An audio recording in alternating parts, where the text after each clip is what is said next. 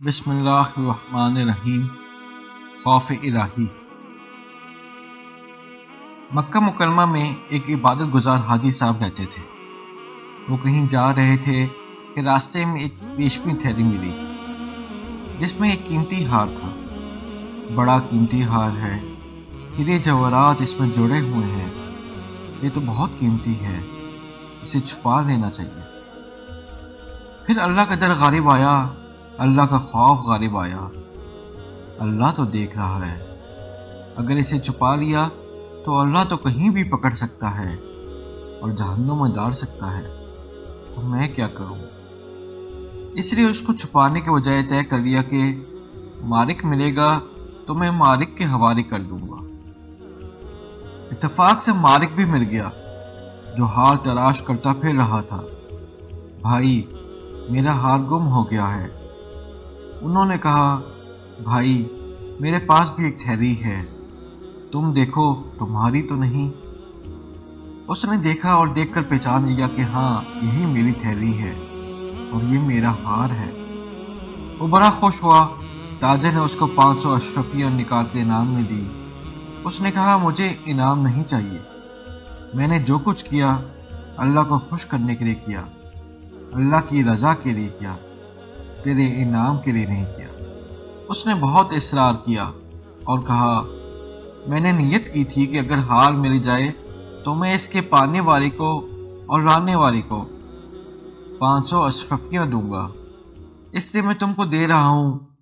کہا کہ نہیں، مجھ کو 500 اشرفیاں نہیں چاہیے۔ بہرحال وہاں سے وہ چلا گیا۔ وہ اپنے یہاں کا بہت بڑا تاجر تھا۔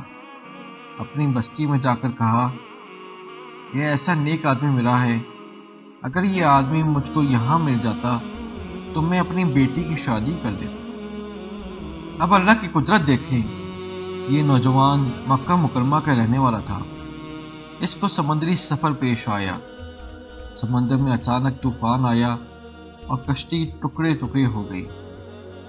ایک تختے کے اوپر یہ پناہ لیے ہوئے تھا اور تختہ بہتا ہوا چل رہا ہے۔ تمام ساتھی ادھر ادھر ہو گئے، معلوم نہیں کہ کون ہلاک ہوا اور کون ڈوبا، کون بچا۔ بہتے ہوئے تختے پر جا رہے ہیں۔ چلتے چلتے کنارے پر یہ تختہ رکا۔ وہاں ایک بستی آباد تھی۔ بستی کے کچھ لوگ اتفاق سے ساحل پر آئے ہوئے تھے۔ جب دیکھا کہ کوئی بیچارہ مسافر تختے کے اوپر بہہ رہا ہے تو انہوں نے اس کو نکال لیا اور نکال کر اپنی بستی میں لے گئے۔ وہاں بستی میں اس کو ہوش آیا، کھلایا پلایا، آرام کرایا۔ کئی دن گزر گئے اور حالات معلوم کیے کہ بہت بڑے عالم ہیں، حافظ بھی ہیں۔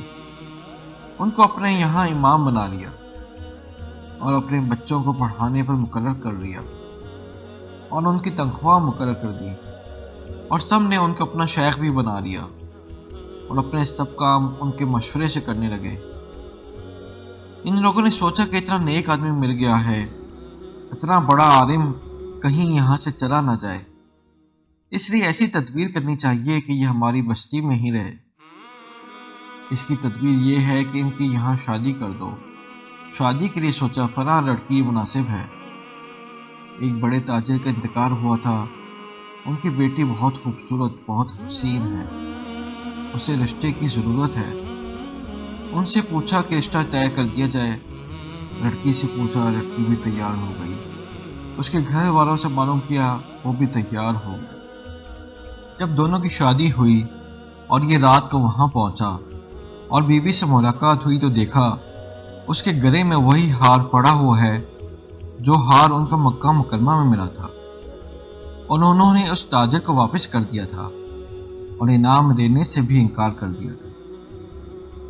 اللہ تعالیٰ نے اس کی اس نیکی کی برکت سے، اس تقوی اور پرہیزگاری کی برکت سے اتنا نوازا کہ وہ ہار بھی واپس کیا اور ہار والی بھی عطا کی۔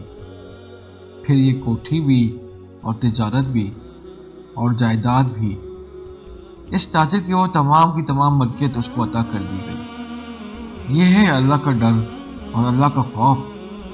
جس دل میں اللہ کا ڈر ہوتا ہے اور اللہ کا خوف ہوتا ہے، اللہ تعالیٰ اسے دنیا میں بھی اسی طرح نوازتا ہے اور آخرت میں بھی اللہ تعالیٰ نوازیں گے۔ دنیا میں رہتے ہوئے اللہ کی اطاعت اور فرمان برداری کریں اور نافرمانیوں سے پرہیز کریں، اور اسی کے اوپر اللہ کی مدد اپنی۔ احادیث اور واقعات کے مطالعے کے لیے ہمارے چینل کو سبسکرائب کریں اور گھنٹی کے نشان بھی دبائیں تاکہ ہر نئی ویڈیو آپ بر وقت دیکھ سکیں۔ اللہ آپ سب کو اپنے حفظ و امان میں رکھے۔ آمین فی امان اللہ۔